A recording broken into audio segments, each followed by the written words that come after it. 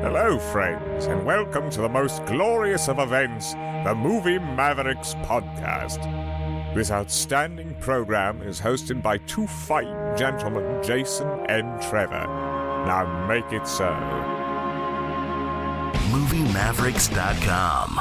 Hey, now everybody, welcome to a special episode of the Movie Mavericks podcast. I'm Trevor Anderson. Send you over to Jason Rugard. He'll tell you what we're talking about. First of all, you keep my wife's name out your motherfucking mouth.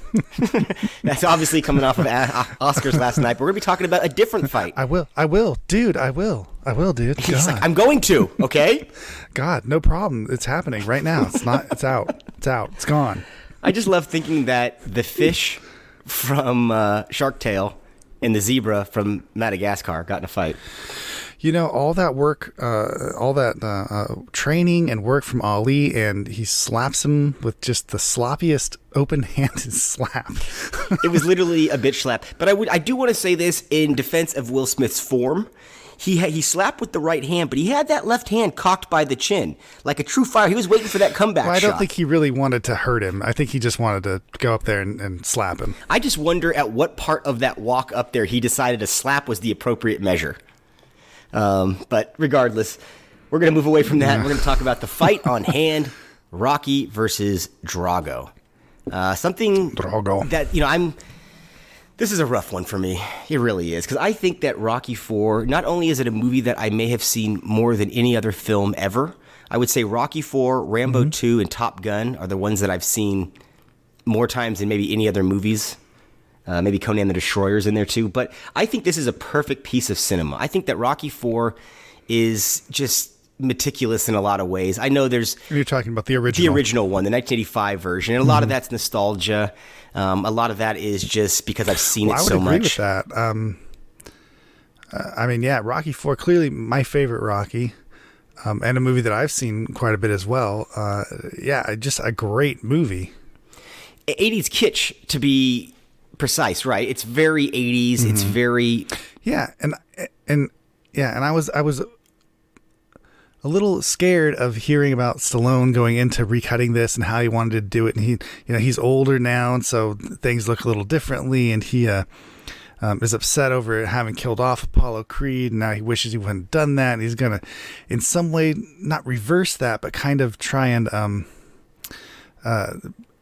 bring Apollo a little bit more to the forefront of the movie. Make his sacrifice a little bit more impactful, maybe? Something, I guess. I don't even know if it's a sacrifice. I don't know how you... but yeah, I mean, Rocky IV, as a bare minimum, is just a revenge movie with boxing. Yeah, that's absolutely right. I mean, every one of the characters in it, the original cut that is, gets pushed way to the side after Apollo's death, and it just basically becomes a series of montages. I'm not complaining. I love them. Isn't there, I mean, comparing to this, well, I'll just say it. I like this cut better than the other one. I think this is a better cut because it gets rid of all the weird 80s kitsch, all the weird character stuff. It kind of gets rid of that and does put more of the focus on Apollo, and it adds some really great scenes, I thought, in this, when they're tossing the football. There's some great Adrian scenes in this as well that weren't in the original, in lieu of a fucking little robot. I thought the funeral stuff was done better, and I really liked, while it was unnecessary, I liked the boxing commissioner scene where they were talking to him, telling him, you can't do this, like you're gonna get kicked out. I liked that scene was in there. It made it feel like he was really making a bigger choice to actually go fight Drago. Like it was really a choice that he had to deal with. He had to give up something in order to go do that. I understand what you're saying, because in the original cut, only Adrian's really upset with him. The press is kind of like, are you serious? But nobody's really upset with him, whereas there's clear obstacles to overcome in getting that fight made. I will say that I don't prefer this cut over the original, but that I think I'm so biased to the original. I know the rhythms of that movie so well that it to me, it seems so perfectly put together that any deviation feels wrong. But I will say this film feels grimmer. It has a more grim reality to it. It feels more serious. Yeah, I mean, like you said, it feels older and it feels more serious, and that's why I thought it was one of the reasons I felt like it resonated with me now. Maybe had this been my younger self watching that, I probably would prefer the other one. I saw this, just to kind of preface this, I saw this on vacation. I was in Maui vacationing, and I took for lack of a better word, my stepson to see this. He had watched the Rocky films with me recently, and he was a fan. And so we went and saw this, a special one-night-only Fandango event in Maui. And I go to get the ticket, and we're at the booth, and there's this big Hawaiian fella who's a little bit older than myself, and he's all jazzed that I'm taking the kid to go see Rocky. And he starts telling me that his 5th grade class, his teacher canceled school for the day and took the entire class to go see Rocky 4 back in 1985. And he said it was one of the greatest memories he ever had of school or of the movie. And just, to me, that is the kind of phenomenon that this film was. I've said this story before. When I was a kid seeing it here in the Bay Area in Northern California, the final fight scene, people were on their feet before stadium seating, so I couldn't see it. My dad threw me on his shoulders. People were literally cheering. When you walked by, I remember walking out and there was another auditorium playing this, and you could hear cheering inside. Those kind of memories are etched in me that the magic of this movie had. I don't know that this movie has that necessarily, but I will say it's more in tone with the previous Rockies that came before. It's closer to Rocky 2 than to Rocky 3 at this point, with the extra scenes and whatnot. I have to agree. I think it's a bit of a full reversal, and like I said, I was scared of that to begin with, but now I like it. I like it. I like it a little bit more. Do you feel that it jumps too quickly into the first act? Whereas I know the robot's gone, the thing about Paulie being in love with it's gone, the kid with the video camera, shit that's unnecessary, but also it gave it some breathing room in that run up to the fight. This version to me feels very quick. Breathing room. No? I like that it's I don't know if it feels quick. It's still, the first half of this movie in either version is a bit weighed down because you're really just waiting to get to that when he goes to Russia, But I like this setup better for that. The last half, by the time he gets to Russia and stuff, that's basically the same movie. There are some small differences in the fight at the end of the fight, especially, but mostly that's the same. The things that are different are the setup to this film, and I like the setup better. I like the darker version of this. I like that I'm watching Rocky personally struggle with the death of his friend, and that's the reason he's going to go fight Drago, and that becomes the most important part of it, and in all the sense of everything, and everything that Rocky deals with other characters has only to do with Apollo, right? Including Apollo's build up to fighting Drago. Like when he wants to go fight Drago, it has to deal with Rocky and Apollo. Even like I say, that scene where the little scene where with Adrian and him are talking in the kitchen after they talk to Apollo, and she's kind of upset and all that kind of stuff. I don't know. I just like this setup better. I think it's a better movie. I felt the scene where Apollo comes over to the house and they got the football and they're kind of in the backyard before the dinner scene.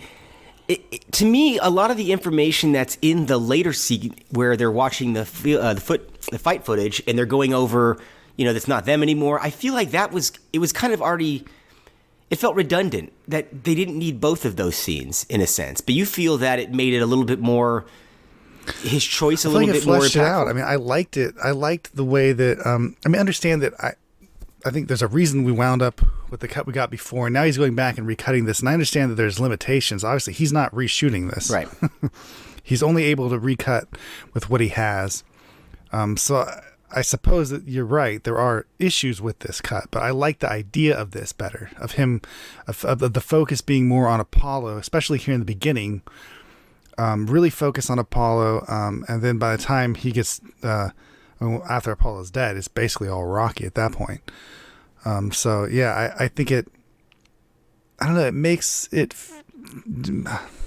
more substantial, I guess, Apollo's death, to me anyways. Felt more like it gave Rocky a reason, not only just a reason to want to go fight Drago, but like I said before, it made it kind of an uphill battle for him. Like he was constantly because he's questioning whether Apollo should even fight the guy. Yeah, he does, which he did. He does in that later sequence when they're in the locker room, which I think that they've cut that down a little bit in this cut too, from things that were said in the other cut pre-locker room when he says I could eat snails and things. There was some weird like just idiosyncrasies to this film before that are very Stallone-esque. I mean, in his writing and in kind of even the first Rocky, but those little touches have been removed for these sweeping scenes early on with characters that were marginalized. So I do like that Adrian has a little bit more breathing room. She doesn't seem, in the original cut, when she's mad at dinner and kind of walks off, it seems like she gets mad too quickly, so now I understand, because there was a scene in the kitchen before the dinner sequence, so that she was already kind of voicing her opinion, so she was already moving towards that. It gave that character's reasonings a little bit better. But to further your point that this is more focused on Apollo, especially the first act, that opening 10 minutes, the pre-credit sequence, it changed a lot. They went further back in the Rocky. Instead of just showing you the end fight with Eye of the Tiger, they're showing from the time Mickey dies and Apollo comes in. Mm-hmm. Yeah, so the Rocky 3 stuff at the beginning of this is waste of time. I thought was too long. Yeah, I thought so too. Waste of time. Yeah, no kidding. I thought so too. That's the one point of this that I was watching. That opening, watching this movie. That's the one point that I thought, we might be in trouble here. You're not the only one, my friend. I was in the theater and I remember thinking, okay, this movie's going to be. He said he put 42 new minutes in here, and it's still the same length roughly. So where is the cuts? And I'm watching it, and I'm looking at my watch going, okay, 5 to 7 minutes have evaporated, and we haven't gotten really anything new except for some rejiggering of old stuff. And then to remove Eye of the Tiger and put in Sweetest Victory, I mean, how 80s, I thought for somebody who's trying to move away from that 80s vibe of the Miami Vice fast cuts and kind of thing, but now you MTV look. But they hit that at the end instead. I didn't care for that at the end either. Eye of the Tiger at the end. I thought it was misused there. I mean, it should have been. The soundtrack to this film is also gorgeous. I mean, it should be played in a certain. I don't know. Like I said, I'm so tied to the original. This is a really tough one. If he had recut 3, 5, almost any other one, I would have been less protective of it. Even though I love those dearly as well, it's just this one is. I mean, the original cut still exists. So all you're getting here is an extra different cut, which I think is great. I think. More people should do this. I should have more cuts of movies. If memory serves, well, first of all, if you haven't seen the behind the scenes of this, on YouTube of Stallone going back, it's an 1.5-hour documentary of him during the pandemic recutting this. It's basically film school. It's such a glimpse into a guy's creative process who's older now and what he sees and what he cringes at and things that I didn't even notice that he just fixated on. But that is a difference. I mean, I haven't seen that yet, but I can tell that with this cut. I can see the difference between these two and go, oh, this is what he meant. This is what he's talking about. And it feels that way. And he's got a great excuse. I mean, he says when you're in the fever of this and you're acting in it and you're directing it and you're shooting it every day and you're looking at rushes, and he's just like, things, get overlooked and you don't notice this. And I wish I would have toned down all the sparkly shit. And so it's choices that it's got to be hard to look at choices you made 35 years ago as a creative person anyways.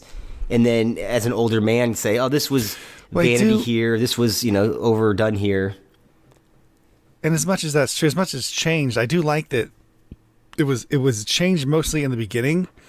And by the time, once he hits into Russia, like it felt like I was watching a different movie at that point. Like I got to experience Rocky IV all over again. And there were still those moments where I got goosebumps and shit watching this movie a couple times. Like, oh yeah, and it wasn't even in stuff that was necessarily changed. It just felt new.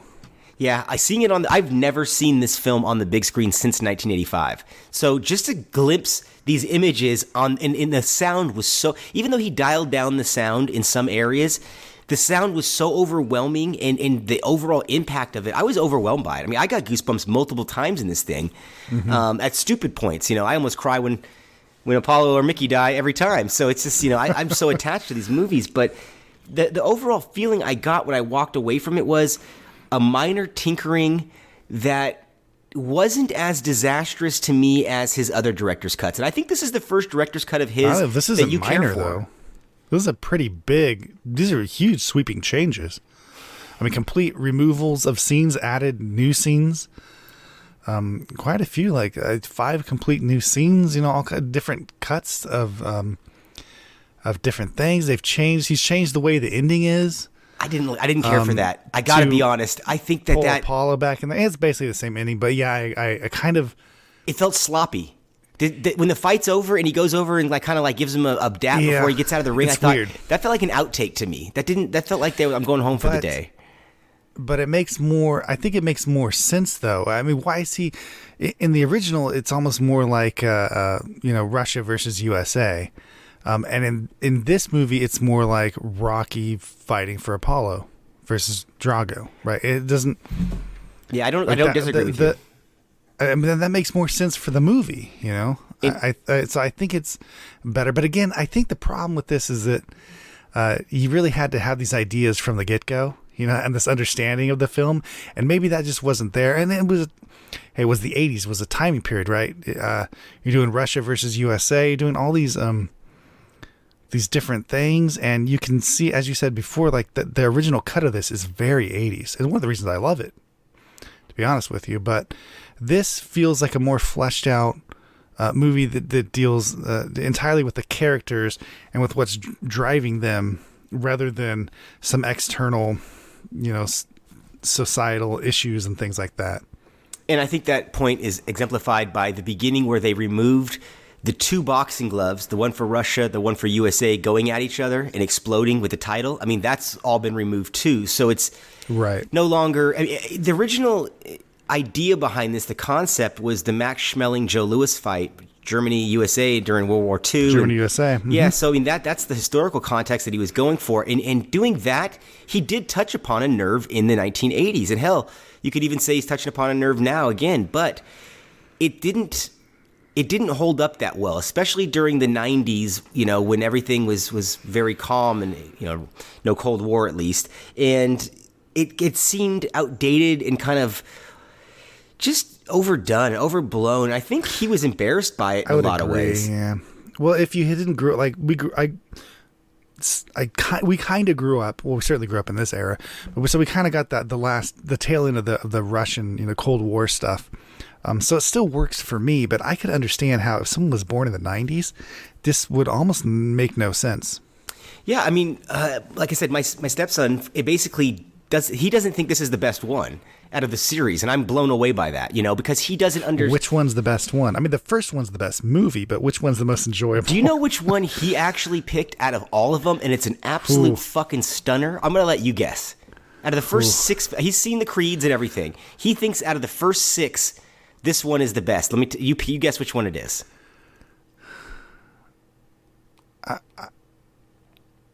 I'm going to guess Rocky Balboa. Which one is it? Rocky 5. The 5th one. I knew it was going to be that, but I thought it was a trick question almost. Who the hell could like the 5th one? I said to him, even Stallone didn't like Rocky 5. What are you doing? But he had some reasons for it. I mean, we watched all 7 of the films, including Creed there during the pandemic, made it, movie nights out of it. And he really got into him. He liked them all. He was my buddy watching them with me and was stoked about it. But when we finished the series, he said number 5 was his favorite because it was about father and son and the struggle that they were having and how it was doubt. So I could see if he doesn't understand the context of this. He doesn't see when these are coming out, what these meant, the important. I mean, when Rocky and Drago, the fact that this fight, they're so jacked, and so this movie gave body issues to people for years. Comes in and they land in fucking Russia. Just start the movie there from now on. I mean, are you fucking kidding me? All those montages, workout scenes and shit. Oh fuck, I'm done. He added a couple shots to the montage. Best moments in cinema. I mean, come on. Some of them, yeah. I mean, running up the hill, the idea of what's very, I'll say brilliant is a big word, but what's very nicely done is the whole concept of man versus nature, man versus, with technology and what could be done. Yeah, the science. I feel like it's backwards looking back at it, but well, it's also hilarious because let's be honest, they're both on enhancements in this movie. They're both juiced to the fucking gills. But I mean, the idea that the Russians were somehow scientifically superior in like the technology is just laughingly ridiculous. And we're the ones. I mean, if anything, history says that we would be the ones doing all the science shit, and the Russians would be the guys like lifting rocks and stuff. Yeah, that's true. Yeah, wrestling bears. bears. Like, all right, fine, but that's the kind of shit that I really like. That's just some straight up manly shit. It's just great themes. These are, Stallone, if anything, doesn't get credit enough for. Lucas will get huge credit for it. Joseph Campbell, obviously, his archetype of character in The Journey, but Stallone follows these patterns as well, but people don't. I think that's why we respond to this so well, because those themes are in there. And the original Rocky, it would be and Rocky Balboa, even I would say, are kind of the one. There are certain Rocky movies that are more character driven, and ones that are less character driven. Let's be honest.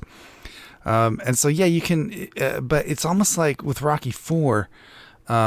It's the best of both worlds, and that's why I think this cut's even better. But you get all the other Rocky movies that were more character driven, the first one especially, but the first one sets up this entire franchise where you can just go ape shit. It's just boxing movies, man.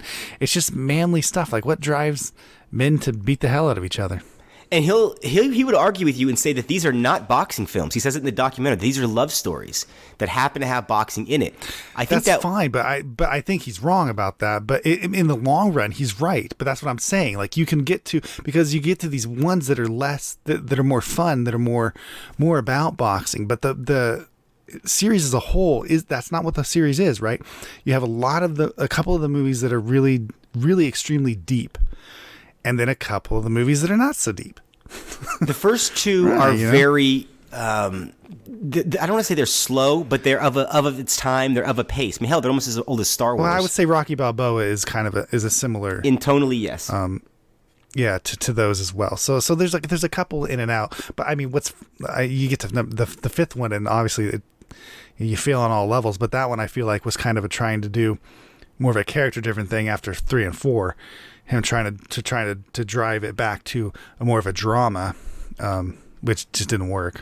He was trying to get back his core audience, I think, at that point, and it came too early. I don't think anybody was ready for that version of Rocky at that time. But he might be right. These are less action movies and more drama movies. They are that. Well, so if that's the argument of they're not a boxing movie in that sense, then yeah, you're right. But I think most boxing movies are drama movies. Yeah, they are. And if they're comedies, they're awful, like On the Ropes or whatever that one was. But Digstown's okay. I don't mind that one.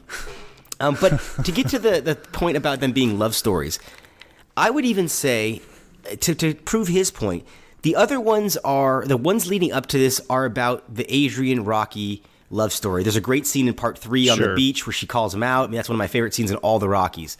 This one, especially exemplified now in this cut, is a love story between Rocky and Apollo. And he's hurt. That's how I see it. This is his best friend now. This is how it is. Everything. Yeah. And cutting down the Paulie stuff even shows that more. Because Paulie's almost in this, he doesn't really have anything to do in this movie at all. And the other ones, he does a little bit more than this, even. Yeah. I would say this is more focused on... I don't care about Paulie so much. He's the comic relief, right? That's the idea. He's the drunken sidekick, the everyman, the person the audience can relate to most. This movie ultimately is about Rocky because Apollo dies. So it's not even about... but he's doing it for the memory, Apollo. Right? He's doing it for all that. Exactly. So it's not really about Apollo. It's more about how Rocky's about to deal with this, deal with these issues, and deal with these people in his life. And if he's going to go up against Drago, if fighting physically, if going up to do this is worth, is that going to help him deal with this emotionally? That's kind of what this movie's about. At least this cut. What I appreciate about this cut is it gave me a huge trivia fact. I've obviously watched this for 35 years. I did not know Ivan Drago's middle name. Ever. It's Vasilievich. I still don't know it. What is it? Vasilievich. And they say it at one point in the movie. They do say that. And I said, what the fuck? I never heard that all these years. That's a great piece of trivia. So if you're ever in a bar and there's a piece of trivia night, that's Ivan Drago's. I wonder if that was written down somewhere. Like someone somewhere knew that, I'm sure Stallone knew it somewhere. He probably had it in a notepad. Well, yeah, but I'm not talking about Stallone. Yeah, if anyone creative. Someone somewhere. Because you know how... I don't know. People know things about shit that's not readily available. Yeah, I know. I'm blown away by it. I don't know how they know it, but I mean, maybe someone's read a script or something, Well, they said it in the fucking movie, so someone knew it. Yeah, along the way, some script supervisor or a production manager or somebody knew what they were doing there. The last fight sequence, I kind of want to focus on that. They've used different angles. Awesome. They've used different things. They cut a lot of the whiffs, which were not noticeable on VHS or in early, cable runs of this. But as you get HD and Blu-ray and all this kind of stuff and bigger TVs, they were a little bit more noticeable. He's removed most of those. I think this fight scene, it's better and it's less ferocious in a lot of ways. So I don't know if I like it better or worse, but I think it's edited better. I think that it loses a little something in the tail end of it.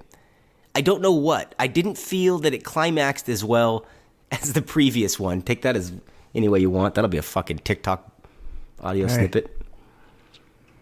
I don't know. Did you feel the fight paid off like it did before? I still thought it was great. Yeah, I liked the fight. I don't know. It's so difficult to make a movie fight, especially like this, a bigger than life fight, and make it realistic. So that's already out the door.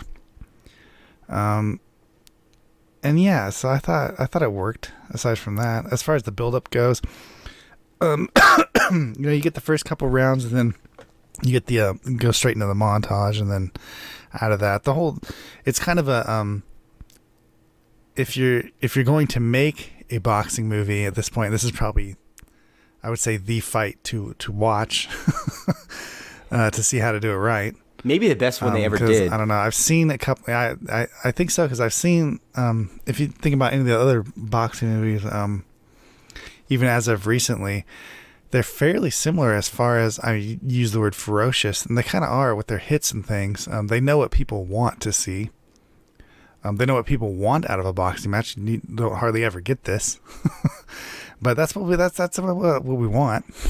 Well, this people was also just beating the shit out of each other. Coming off the heels, I think he took direct inspiration for the choreography from the Marvin Hagler, Tommy Hearns fight, which happened in the early part of '85, which they called War, and they went after each other. Like, it was maybe the best round in boxing history. But I think that was his concept when he was doing the choreography here. And what I always thought was very interesting, and I saw this firsthand when they were shooting Rocky Balboa. I was on set for this. They filmed the fights first. So they're in their best shape. The first few days of filming are when they're doing the fights. And then he basically said he has all the time of shooting to know if he's missing something, if they need to pick up something, as opposed to waiting till the end and then just being stuck with what you got. It's pretty ingenious in a lot of ways. The fights will be the hardest thing to shoot because you need the choreography, but it also needs to make sense. Now, you can cut around a fight quite a bit. And we've seen movies do that. They just run around and throw punches. Yeah, but even this movie does it. They just run around and throw punches, right? And so you have, for a while, you have one guy suddenly beating the crap out of the other guy, and then all of a sudden, and then, he looks like he's about ready to fucking die. And he goes, oh, wait, and he gets a punch in, then then he's back on top. He's doing good now. He doesn't know. He doesn't remember those last 20 punches to the face. He's good, he's beating the shit out of the other. So it does that kind of stuff, which is, like I said, I think that's what everyone wants to see when they go to a boxing match, right? Yeah, I mean, you want to see the blood. It's super exciting. It's completely unrealistic, but it's incredibly exciting, yeah. Do you think that having seen Creed 2, because you've seen that as well, and you know where this Ivan Drago character... I've never seen Creed 2. You haven't seen it? I haven't seen it yet. You son of a bitch. I still haven't watched it.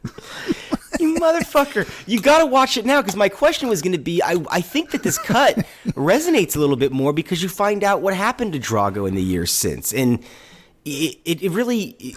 Creed 2 has its own set of problems. Wasn't that one about... Maybe I did see that, because that was with his son, huh? Yes. You saw that one. Okay, maybe I did see it. I was going to say, I thought you saw it. So it didn't resonate for shit. So I guess it didn't... Yeah, I guess it didn't impact the way you thought about Drago. Yeah, it did not. Yeah. No, you're right. No, I don't like the Creed movies that much. I try to love them. They don't work for me. The first one does. The first one I think is excellent, and personally. Mm-hmm. The second one's got major problems, and I'm not that interested in the third one without Stallone, and that the Creed character has become kind of a whiny, petulant child in a lot of ways. I'm becoming less and less interested in that character itself. Well, I think they don't make movies. I mean, not that the Rocky movies are like stoic in any ways, because they're not. Because Rocky's a bumbling fool for a lot of it, but he's a man. He's still a man, and I don't know when they fast forward into dramatic, manly movies nowadays, what it means to be a man feels a lot different than what it used to be, and it doesn't work as well for me. Obviously works for a lot of other people better, but it just doesn't work for me that much. This is it is a time capsule in that. I mean, even in the second one, he tells Adrian, she doesn't want him to fight anymore. And he says, I would never tell you to stop being a woman. Please don't stop me being a man. That would never fly in today's world, for whatever reasons. Mm-hmm. But that would never pass QC. And it's in the movie. And it's really a lot of what part two's the kind of that machismo in a lot of ways. And he needs that to survive. And that's his eye of the tiger. And yeah, that's what I'm saying. This works. It makes sense to me. I don't know. When I'm watching the Creed movies and he has to overcome something, he has to work out, he has to do these kind of things, it just doesn't hit the same way that a Rocky does, or even in this movie at the beginning when Apollo is like, man, I'm gonna go do this shit, like back me up, and I don't know, man, fuck, are you sure? Like, all right, fine, I'll fucking, cause you're my friend, I'm gonna back you up. Like, that's kind of a good fucking premise for like a movie. This dude's gonna get his ass kicked, he's gonna get killed. And Rocky's got to come back and fight. Like, that's, to me, I don't know, that works. It does. I mean, it ultimately works. I don't want to be hard on this cut because it does work. I still love this movie. I still was grateful that I saw it in a theater. I'm glad I own it now digitally and can watch it to no end, because this is still a great movie. It still gets the blood pumping. It's just it's a red-blooded all-American movie. I mean, that's basically what this is. You got to look at this just like Top Gun in that era when we had a certain arrogance as Americans, and I think that's gone too. And this movie has but it's not just that about still. that, because people get you want to talk about Top Gun, you want to talk about Tom Cruise arrogant stuff. In most of those movies, he has to overcome his arrogance, right? Tom Cruise, he plays that Tom Cruise character. He's got that little chip on his shoulder. Hey, I'm cool, and then turns out he ain't so cool. He gets knocked down a few that happens in most of it happens in most of the movies. It happens in this movie with Rocky, with a lot of the Rocky movies. He has to overcome. He has to make that decision. He has to go for it, right? It has to mean something. Here he has nothing. He has no way. The boxing community, if you will, the commission tells him no, you can't do it. He has to give up everything. He has to give up everything, all of his support and everything, and go to a foreign country, work out with nothing. He's got nothing to work out with, just the land. And in order to fight this guy who has everything going for him, everything, an entire country behind him, and Rocky has no one behind him, right? Luckily, Adrian does show up because, she loves him, and all that kind of stuff. I don't know. It's a solid movie. You're crazy. This is a good cut.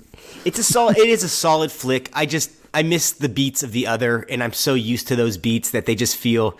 It's like listening to a remix of a song that you like. It's the lyrics are still there, but the beats changed a little bit, the tones changed a little bit, and I don't prefer this to the other one, but I'm glad it exists.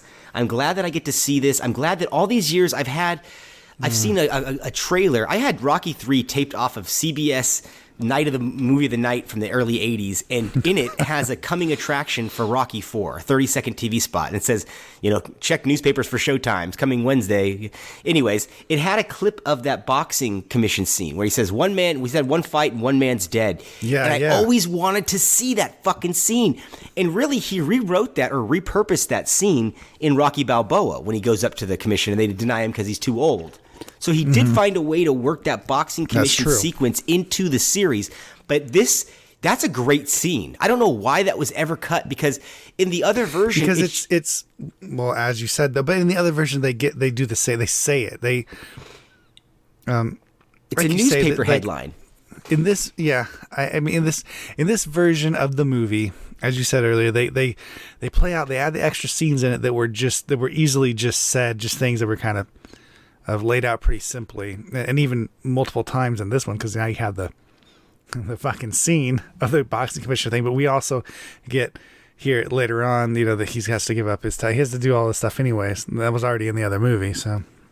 But I think it's better to actually see the thing happening. I do too. Show not tell, right? I mean, come on. Put the damn scene in there. It's a good scene. I think it's a great scene, actually. I don't understand why that was cut. Even to this day, I will say that that's a scene that needed to stay from the jump. There was zero reason for cutting it.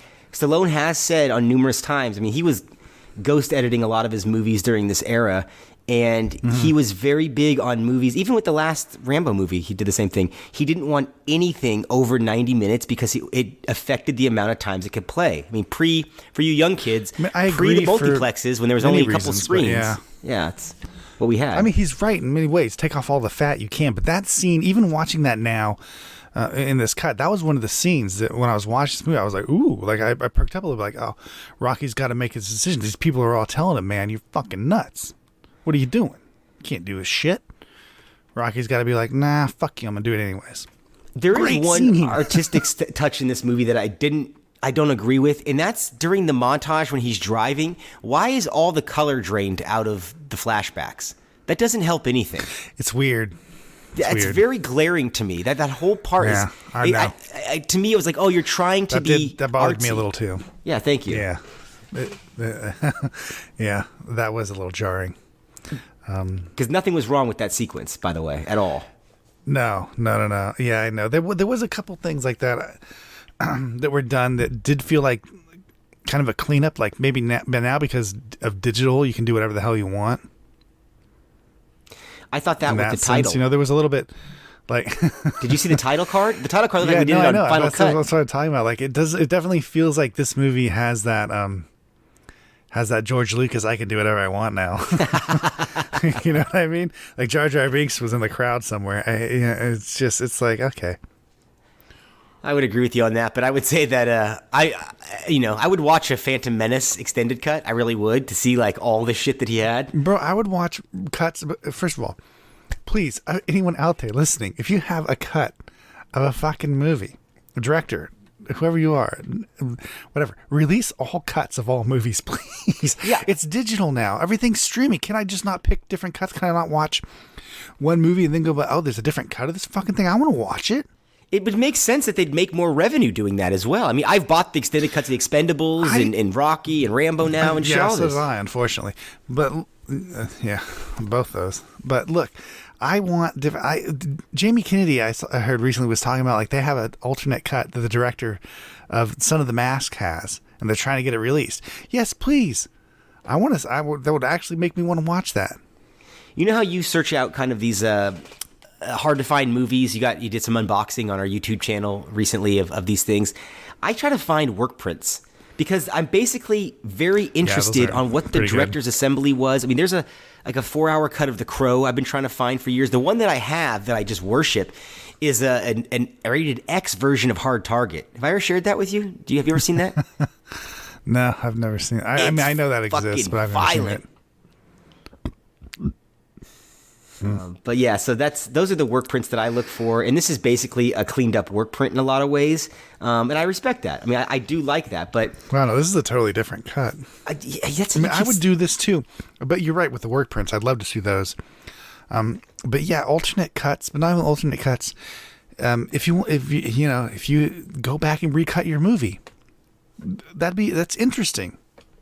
Totally, especially when you're older, from a different vantage Things point. have changed. You get a totally different movie. Like this is a completely different movie, whether you like it or not. It's just something different. You don't have to watch this cut ever again. You can go back to the original, and this stands for any movie, right? There's plenty of things that I've seen. I don't know, like I think it's interesting with like Justice League. That was interesting. Very. Both cuts suck, but hey, it's still interesting to watch both of that. Just like The Exorcist. Remember when that whole hubbub was going on with the Rennie Harlan and the Paul Schrader directors version? But yeah, that's super. I own both of those because that's fucking interesting. I agree. It's almost like a film school project where you look at something you did and how would you approach it given what you have available to you now. And he's lucky that it's this day and age when he can do a lot of tricks and reverse shots or flip things to make it kind of, I mean, he was doing a lot of, his editor was working pretty hard in that documentary with him to make things right. But also when the haze of creativity has worn off, you know, when you're in that bubble and you step back from it and go, oh, we missed a shot here. I wish I would have tightened that up. I look at this like it's a beautiful finished piece of work where he's looking at everything, all the imperfections. You know, it's unbelievable that he could find this much to change in a movie that I thought was already lean and mean and was perfect. Yeah, and I agree with that. And sometimes when I hear people talk about movies and things, it definitely seems like they're wrapped up in it. And so getting some distance, they may realize something different about the movie, right? Something, I mean, how many times can you rewrite a movie? A lot, right? Yes. Will it always be better? I don't know. Maybe. I mean, I imagine that you could sit there and rewrite something over and over and over again, and you could always make it better. So it's kind of interesting to see, again, a different cut. Like, what's going to be different about it? I mean, Stallone's very different today than whatever, what was it, 30 years, 40 years ago? Yeah, I think 35 years ago, 37 years ago now. Yeah, I mean, he's a totally different person, you know, and that's one of the interesting things about, you know, Kevin Smith does these Clerks movies. Now he's missed a decade here because Clerks 3 has taken a long time to make, but, you know, his movies are very different throughout the decades, and I can't wait to see Clerks 3 to see how he tells the kind of the same story, but from a different perspective, from an older perspective. I think that's interesting. Well, I would say, you know, most filmmakers their technique gets better or they get more crafty. I don't think Kevin Smith has actually gotten any better in his technique or his camera work or any of that kind of stuff. But I do. Well, he just hires someone who is better. Does it better. Yeah. So he's smart in that sense. But I am curious. I mean, I would love to see certain, maybe not all the successful projects get retouched, but like things that were near misses. Yeah, like, wouldn't you love to see? Do it all. Wouldn't you love to see Eddie Murphy's cut of Harlem Nights? I would love to see what that is. Yeah. Like, where did that I'd like go? to see, but this is what I'm saying. I'd like to see all this stuff, especially movies. I mean, you talk about movies from a long time ago, but think about movies from today with all of the reshoots they do. The total amount of fucking footage available on a modern movie is staggering. It's fucking huge. Yeah, it's like mind-blowing to a degree that you could probably make 2 to 3 completely different cuts of a film, or maybe even more. So yeah, I'm interested in seeing. I'm just talking about one other. I'm talking about like this extended, like unrated bullshit stuff, or director's cut. That's not really a director's cut. It's like a 3 extra minutes. Change. The censors wanted them fuck cut. That. Go, and that's not what I'm talking about. I'm talking about a total remake. Yeah, basically repurposing it. Like Daredevil and Elektra. Those movies got those director's cuts were actually different. In one case, the director's cut was really better, and the director's cut was really fucking terrible. Which one did you think was which? Well, Daredevil director's cut's fucking awesome. Yes, it is. Elektra's director's cut's fucking horrible. It's even worse. It's worse than the actual movie. It's unbelievable. I liked Elektra. I fucking hate the director's cut. I like Daredevil, to be fair. It's got a lot of problems, but I really love that Daredevil's director's cut. But here's the other twist of this. Don't just fucking make the director's cuts available. I want the originals too. That's the problem. I'm glad you brought that up. You know what I just ran into that problem with, and I had to find the fucking original on iTunes because I couldn't find a physical copy anywhere, is Apocalypse Now. I do not care for the Redux. I want that original cut. That's what I care. I mean, that's the one. Not just because Coppola added 70 fucking minutes. The same thing with Alexander. Just because you can, Oliver Stone, doesn't mean you always should. Did we need... That's a guy who retinkered way too much. No, you should. You should do it, but it should all be available, right? I should be able to openly watch any of it whenever I want. It shouldn't be... And as you say, this is particularly bad with physical stuff, but I think it's bad with the digital stuff, too. I don't know that there's a non-director's cut of Elektra or Daredevil streaming. I don't think you'll ever see those cuts again. You might be unless correct. you buy DVDs of them, because I don't think there is no Electra's director's cut available, really, or Electra's theatrical cut available on like Blu-ray or anything. It's only the director's cut. They basically gotten rid of that except for the director's cut. And they've done the same thing with Daredevil. That's not good then. I like you said, I want to have access to all the different things so I can examine it myself and see what works, what doesn't work, what choices were made by the editor, producers. And it's interesting. I'd like to have both fucking cuts. Can I? Even if I don't like one of them, I still think it's interesting to revisit and watch and see how someone's changed something and decisions that they made. This is art after all. It's art. Can you think of another film like franchise where the villains ended up having successful careers on their own? That the villains of the franchise became movie stars in their own right. I'm talking about aside from what Sony hopes for the Spider-Man universe. Yeah, because that's all they got. I'm talking. I mean, Dolph Lundgren. You got Apollo. You got Carl Weathers. I mean, they were trying with Tommy Morrison in a sense to launch that boat. I mean, Mr. T was already on his way with the A-Team, but Rocky III certainly helped them. Hulk Hogan's career was impacted positively because of Rocky. It's a lot of people's careers in the villain side were really impacted in a positive way because they appeared in these films. And I can't recall, outside of Alan Rickman in Die Hard, another villain in a franchise that he did so well, they became movie stars in their own right. Can you? Not the James Bond movies, not any of that stuff. I mean, I'm sure there are.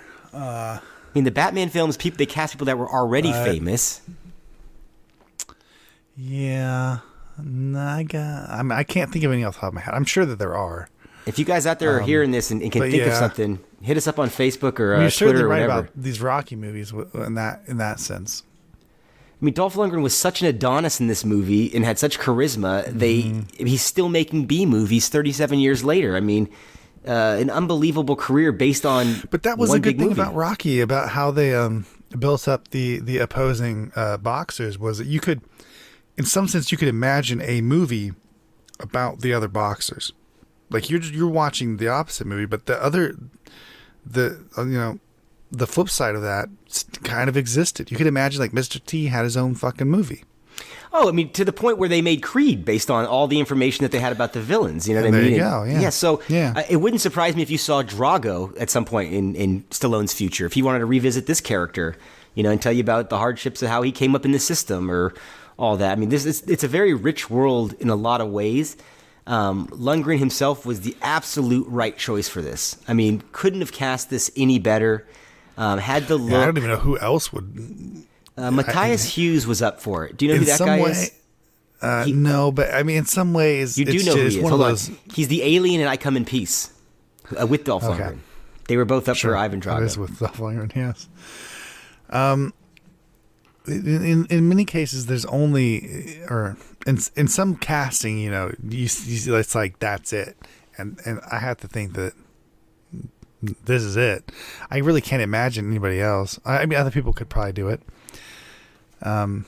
But he was Drago. I mean, come on. The way he spoke, was fucking perfect. I mean, and as you say, for a franchise, for a bad guy who goes on to do other things, when Dolph Lundgren's in other movies, and I guess to some extent this can't be helped, he's just fucking Drago again for a lot of it, right? Always. I mean, Red Scorpion, he basically is Ivan Drago with a machine gun. That's what I'm saying, right? But it works. Like you're still with it. You're like, oh yeah, it's Drago. And so it's like in some way, like I say, you can imagine there being a Drago movie opposite of Rocky IV, and Drago would be the star, and you'd actually be okay with that. Like he's a bad guy, but he's not like. I guess he's not that bad. He's a puppet in this movie. He's not very nice. He's not a good guy, but he's still someone that you could find yourself rooting for. And the Rocky movies are interesting in that they set that up, especially the first movie with Apollo, and that's I think why it's so easy to pivot Apollo into a friendly, role rather than adversarial. But because Rocky's not.